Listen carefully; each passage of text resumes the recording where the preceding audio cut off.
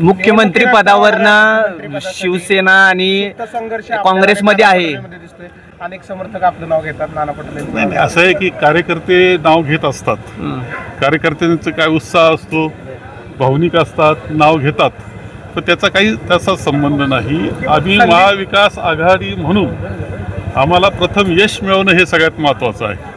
आमचं बहुमत असलं पाहिजे, बहुमतही चांगलं ताकदवान असलं पाहिजे, मोठी संख्या असली पाहिजे. आणि मला खात्री आहे की आम्ही व्यवस्थित पद्धतीनं पुढं गेलो तर 180 पेक्षा जादा जागा मिळू शकतो महाराष्ट्रामध्ये. तसं वातावरण आघाडी करता आहे. एकदा होऊ द्या ना, एकदा चांगलं बहुमत झाल्यानंतर मुख्यमंत्री पदाचं एकत्र बसून राज्याच्या पहिल्या मुख्यमंत्री म्हणून सुप्रिया सुळेंच्या नावाची चर्चा होते. तुम्ही कसं बघता याकडे? नाही, तो विषय आज उगाच विनाकारण काढण्याचं काही कारण नाही. आम्हाला पहिलं बहुमत मिळवणं हा महत्त्वाचं वाटतंय. बहुमतही ताकदवान बहुमत, म्हणजे असं नाही आहे की ताकदवान बहुमत. आणि आम्ही जर चांगल्या पद्धतीने गेलो तर 180च्या वर जाऊ शकतो. ही जर आमची ताकद आहे तर मुख्यमंत्री पद काही नाही, कोणी घेईल आमच्यातलं, बसू आम्ही एकत्र चर्चा करून निर्णय. शरद पाटलांना खूप मोठी संधी त्यांना आतापर्यंत मिळालेली आहे. त्यांच्यामध्ये क्षमतासुद्धा चांगल्या आहेत, नाकारत नाही, मित्र आहे आमचे, क्षमतासुद्धा चांगल्या आहे. त्यांनी थोडंसं जे भारतीय जनता पक्षाकडे जाऊन चुकले की काय असं त्यांनाही वाटावं अशी परिस्थिती आहे. आम्हाला तर आम्ही जाऊ नको असं त्यांना आग्रहानं म्हटलं होतं. खरं सांगतो तुम्हाला, आग्रहानं म्हटलं होतं की जाऊ नका तुम्ही.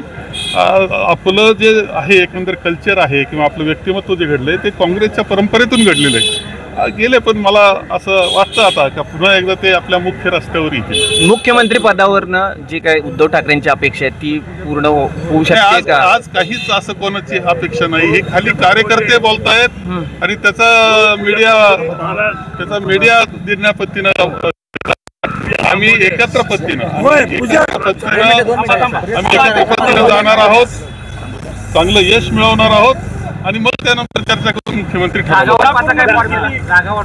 फॉर्म्युला जो निवडून येईल अशी कोणत्याही मतदारसंघामध्ये कोण निवडून येऊ शकतं, कोणत्या पक्षाचं येऊ शकतं याचा विचार करून आम्ही जागा वाटप करणार.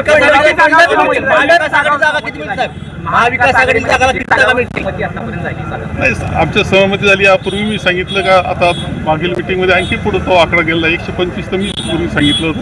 त्यामध्ये पुढे जात आहे. अत्यंत चर्चेनं व्यवस्थित पद्धतीनं पुढे चाललेलं आहे आणि लवकरच त्या बाबतीतले निर्णय जितक्या लवकर करतील तेवढे करायचे. पंढरपूरची जागा काँग्रेससाठी मागणार आहात का? आम्ही जागा मागतो, शेवटी आम्ही चर्चेनं निर्णय घेतो. किती जागा येतील महाविकास आघाडीचा? आपण सल्ला दिला होता की तुम्ही आरशात बघा, तुम्हाला विरोधी पक्षनेता दिसेल. आता चुनावची निवडणूक आहे. नाही, मी खरं आहे ते की मी म्हटलं होतो की जयेश फडणवीसजी म्हणत होते की मी परत येणार. मी म्हटलं तुम्ही परत नाही, तुम्ही आता विरोधी पक्ष सतत पाहिलं तर विरोधी पक्षनेता दिसेल.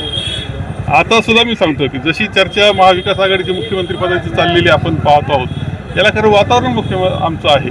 आता त्यांनी विरोधी पक्ष नेता कोण याची चर्चा सुरू करावी.